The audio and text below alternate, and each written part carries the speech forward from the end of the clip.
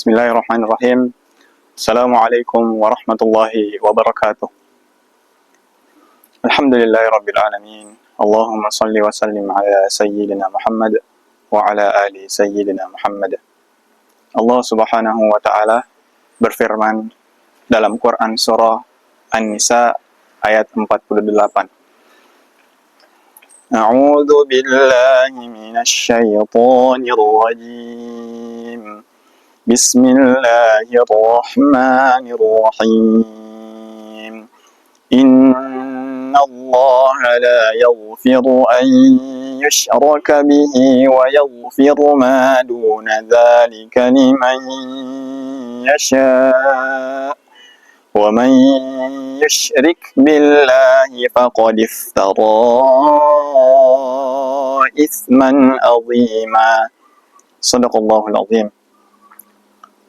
Hadirin Sobat Indeks rahimakumullah, dimanapun Anda berada. Manusia adalah tempatnya kesalahan dan dosa.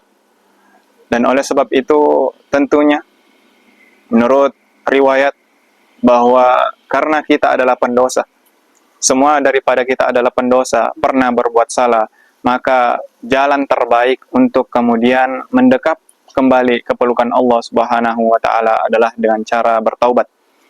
Ayat tadi menjelaskan bahwa Allah Subhanahu wa ta'ala ataupun dosa satu-satunya yang kemudian tidak dimaafkan atau tidak diampuni oleh Allah Subhanahu wa ta'ala adalah dosa ketika kita melakukan perbuatan syirik.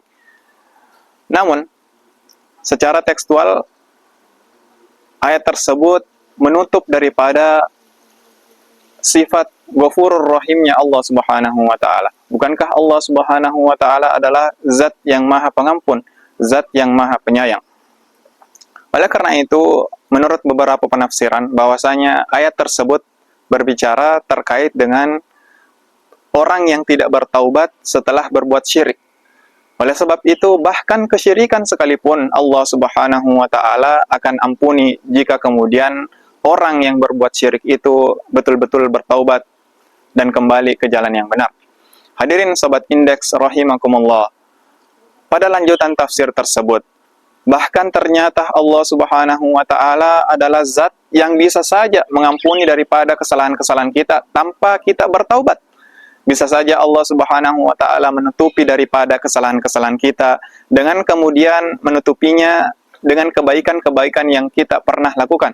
Bukankah juga dalam sebuah riwayat bahwa Nabi Allah Muhammad sallallahu alaihi wasallam memerintahkan kepada kita untuk mengiringi ketika kita kemudian sadar bahwa telah berbuat dosa ataupun kemaksiatan, maka tutupilah kemudian dosa ataupun kemaksiatan tersebut dengan kemudian berbuat baik. Hadirin Sobat Indeks rahimakumullah. Kemudian tentunya ketika kita bertaubat kepada Allah Subhanahu wa ta'ala, kita harus melaksanakan yang namanya taubatan nasuha ataupun taubat yang sebenar-benarnya. Namun perlu dicatat bahwa Allah Subhanahu wa ta'ala tetap saja akan menerima taubat orang yang melakukan dosa yang berulang-ulang dan jenis dosanya itu tetap sama. Maka inilah kemudian yang menunjukkan sifat Allah Subhanahu wa ta'ala sebagai Ghafurur Rahim, maha pengampun. Lebih-lebih lagi Allah Subhanahu wa ta'ala maha penyayang. Hadirin Sobat Indeks rahimakumullah. Abdul Qadir Jailani kemudian membeberkan bahwa untuk bertaubat sesungguh-sungguhnya kita perlu kemudian menyesali sedalam-dalamnya dalam diri kita terkait dengan kesalahan ataupun dosa yang kita telah lakukan. Kemudian setelah kita betul-betul menyesali perbuatan tersebut, kita kemudian bertekad kuat untuk kemudian meninggalkan dosa-dosa tersebut.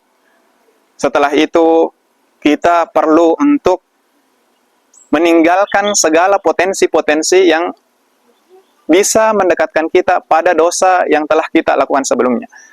Tentunya, hal-hal tersebut hanya akan dapat kita lakukan ketika kita mengikuti daripada ajaran-ajaran Allah Subhanahu wa ta'ala. Kita kemudian mendekat kepada orang-orang yang circle-nya memang adalah circle yang baik ataupun circle yang jauh daripada dosa yang kita lakukan. Dengan demikian, kita akan terhindar daripada perbuatan dosa yang telah kita lakukan sebelumnya. Hadirin Sobat Indeks rahimakumullah.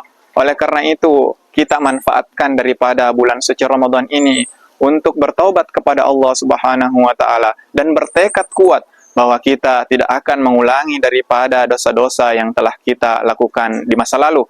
Karena sekali lagi, kita adalah manusia dan kita telah ditentukan ajalnya oleh Allah Subhanahu wa taala. Allah kemudian tidak mempertimbangkan daripada umur kita.